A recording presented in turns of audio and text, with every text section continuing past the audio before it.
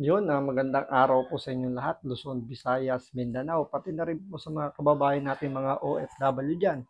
Welcome po sa panibagong reaction video dito sa Makapili TV. So, nagsalita na rin po yung mga senador, nagbigay na sila ng reaksyon tungkol dun sa planong pagtakbo po ni Alice Guo bilang mayor po ng Bamban Tarlac. So, parang lalabas dito, re-electionist pa rin po siya kahit na dinismiss na siya or dinisqualified siya bilang mayor. So, wala kasi sa batas natin na kumbaga na pigilan ang isang Filipino citizen kasi kung titingnan natin technically hangga't hindi nababago sa listahan ng PSA na si Alice Guo ay isang Pilipino, so meron pa rin siyang karapatan na pwedeng sabihin natin na i-exercise pa rin niya yung kanyang karapatan bilang Pilipino na makatakbo sa anumang halalan dahil hindi pa naman siya nahahatulan at hindi pa naman siya nababaan ng hatol na hindi na siya pwede. Considering na nagkaroon na ng kung ano mga hearing sa Senado at sa Kongreso, still hindi pa rin po yun yung sapat na dahilan para pagbawalan siya. Kasi ang pwede lang magbigay ng conviction ng hatol ay yung korte. Dahil ang Senado at ang Kongreso ay ang naghihiring lang in aid of legislation. Pero kung titingnan natin yung sitwasyon, kung paano sila humawak ng ganyang issue, parang sa kanila guilty na kagad.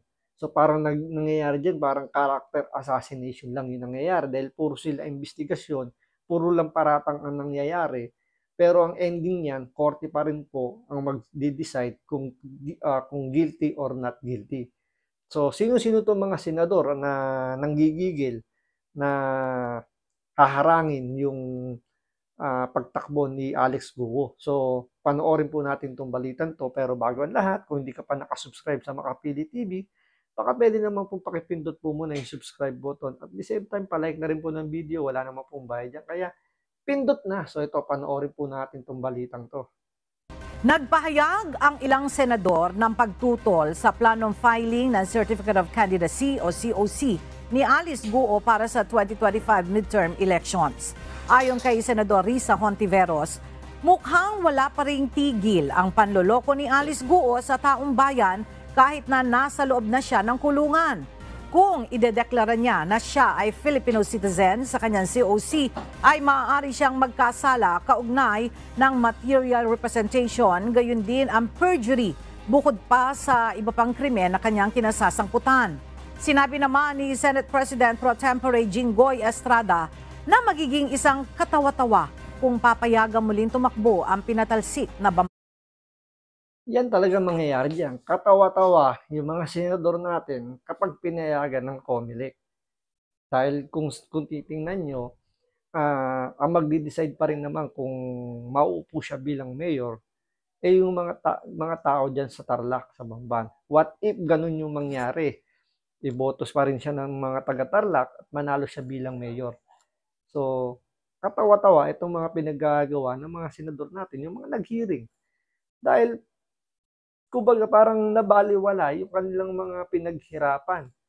Tulad nung sinasabi dito ni Ontiveros na, di ba, na sinasabi niya ang daming aligasyon na kahit daw nakita nilang nagsisinungaling daw sila, nagsisinungaling si Alice Guo, pinayagan pa ng COMELEC. Teka lang, sino ba nagsabi nagsisinungaling si Alex Guo? Kayo o siya? Di ba korte ang magsasabi kung sino yung nagsasabi ng totoo? Korte ang magsasabi kung guilty or not guilty. Baka nakakalimutan ng mga senador natin na korte lamang ang pwedeng magbigay ng hatol, hindi sila. Ito, hindi naman po natin sa kinakampihan si Alex Guo. Ako, bumabase tayo kung ano yung nasa batas. Sa batas natin, korte lang ang pwedeng magsabi kung guilty or not guilty. Kaya nga, di ba, meron silang sinasabi, presume innocent until proven guilty. So, nakasampa pa lang po yung mga kaso na mga aligasyon. Kung tutusin, aligasyon lang yung mga isinasampang kaso pa lang kay Alice Guo at dingdingin pa ng korte yan. So, wala pa pong hatol yan. Ito, isipin nyo Kung dito kay Alice Guo masyado silang concern dahil sa pagtakbo nito bilang mayor, pero bakit yung isang kongresista na ito binabaan na rin to ng guilty verdict ng korte sa kasong child abuse, pero pinayagan ng korte ng COMELEC na tumakbo bilang senador. At hanggang ngayon nakakalaya pa rin. Convicted na po ito, hinatulan na ng korte. Si Franz Castro po ng ACT teacher ng Makabayan Black. Yun, may guilty verdict na galing sa Korte Suprema mismo. Sa korte mismo may guilty verdict pero pinayagan tumakbo.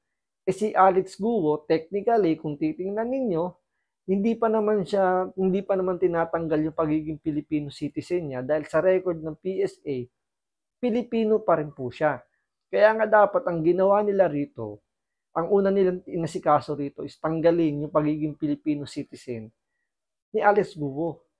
Isipin nyo, ang tagal-tagal nila nagkakandak ng hearing niya, bakit hindi pa nila ginawa ng resolution na tanggalin yung pagiging Filipino citizen ni Alex Guo? Oo, natanggal nila yung pribilehiyo ng pagkakaroon ng passport, which is talagang ano naman yun, pribilehiyo lang naman ng bawat Pilipino na magkaroon ng Philippine passport. Pero kung wala na siyang Filipino citizen, hindi na siya makakuha ng passport. Pero hanggat Pilipino siya, pwede uli niya i-petition na maibalik yung kanyang Philippine passport. Dapat yun ang inunan itong mga senador natin, itong mga mambabatas natin. Kung talagang ayaw nila makatakbo na bilang mayor itong si Alex Guo, dapat ang una nilang tinira rito, hindi yung kaso. Siguro sinabay nila yung kaso, pero dapat nag-file sila ng resolution na tanggalin yung Filipino citizen ni Alex Guo. Kung talagang matibay yung hawak nilang mga ebidensya na magsasabing hindi Pilipino si Alex Guo, i-file nyo yung resolution, i-file nyo yung mga kaso. Pero dahil nga dito, nangyayari, wala namang petition na nagtatanggal na pagiging Filipino citizen ni Alex Guo, technically, Pilipino pa rin siya. Oo, may mga kaso siyang kinakaharap, pero hanggat hindi pa po yan hinahatulan ng korte, hindi pa rin masasabing guilty siya.